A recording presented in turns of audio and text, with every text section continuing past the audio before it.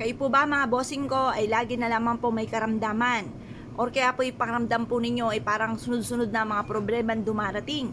Or kaya kada katapusan mga bossing ko ay namumblema sa mga bayarin? Or depende sa mga cheque na pinirmahan ninyo kung kailan nyo ito babayaran?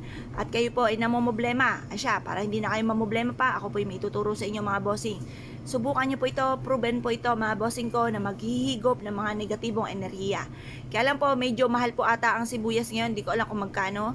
At ito po ay binili lang namin, sabay-sabay ang kanyang minota, hindi ko napasay kung magkano ang sibuyas ngayon mga bossing.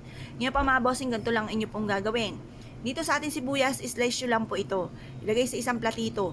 Pagkatapos, bagamat mangangamoy putok sa inyo pong tahanan, pero ito ay proven na nag-aalis ng kamalasan.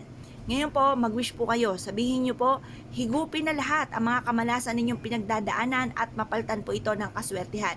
Pero ito sibuyas, ito po ay proven kapag may karamdaman sa amin. Naghihiwa po kami ng ganito at inilalagay sa kwarto. Kung sino po ang may karamdaman para mahigop nito kung ano man yung mga negatibong enerhiya. Ganun din po kung parang ikaw po ay sunod-sunod ang mga kamalasan, pwede nyo rin po itong gamitin. I-slice nyo lamang po siya mga bossing kasi minsan hindi naman natin to ini-slice hanggat wala tayong niluluto, di ba mga bossing? Pero hindi nyo malalaman kung hindi nyo po ito susubukan.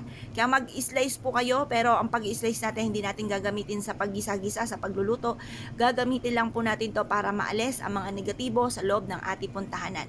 Proven na maswerte. Direct to the point, mag-wish ka, sa pamamagitan nito ay magtutuloy-tuloy na ang pasok ng swerte. Kahit isang sibuyas lamang ay pwede, pero kung magdadalwa kayo, hindi pwede ang dalawa, tatluhin nyo na mga bossing. Mas mainam tatlo kaysa sa dalawa. Mas mainam ang isa kaysa sa dalawa. Ang dalawa mga bossing ko na bilang, 2, 4, 6, huwag kayong gagamit ang mga ganyang numero dahil hindi po yan maganda. Negative po yan mga bossing. Parang nagtatawag kayo ng mga negatibong espiritu. Kaya mas mainam mga bossing ko, yung mga isa or kaya po 3 ang gagamitin or 5. Pero sa sibuyas, pwede namang isa na lamang or kaya po 3 kung marami kayong sibuyas. Ngayon pa mga bossing, ilagay nyo po ito sa ilalim ng higaan ng taong may karamdaman. Or kung ang feeling po ninyo, yung paborito lang kayo ng kakamalasan para buong pamilya ay swertihin, wala namang may karamdaman mga bossing, ilagay nyo lang pong ito mga bossing ko, slice nyo lamang at ilagay sa may gilid ng pintuan ng inyo pong main door or kaya sa may likod ng pintuan ng main door po ninyo mga bossing. Ito po ay hihigop ng mga negatibong enerhiya at walang makaka-enter na kamalasan sa loob ng inyong tahanan. Minsan kasi napapaisip tayo, ba't kaya ganun? Ang dami-dami kong mga pampaswerte, ang dami-dami kong mga pinaggagawa pero hindi pa rin sinuswerte. Baka po mga bossing ko kaya po ganun dahil parang may alinlangan ka sa ginagawa ninyo. Kailangan may lubos kayong paniniwala. At yan lubos nyong yung paniniwala, kung kayo po naniniwala na ka-mindset sa inyo na kayo suswertihin nga po kayo mga bossing. Or kaya kung wala pa kayong mga nakalagay mga bossing ko, subukan nyo po ito dahil ito na may makakatulong po sa inyo at hindi po kayo mamalasin. Simple at napaka-epektibo mga pamamaraan mga bossing ko. Mapapasin niyo mas magiging magaan ang daloy ng swerte matapos nyo po itong gawin mga bossing.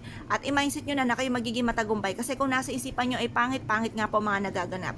Kaya alisin natin yung mga pangit na isipin, puro mga magaganda ang ating iisipin. Kaya kung kayo pinaniwala mga bossing, asya mga bossing, good luck po sa inyo po lahat.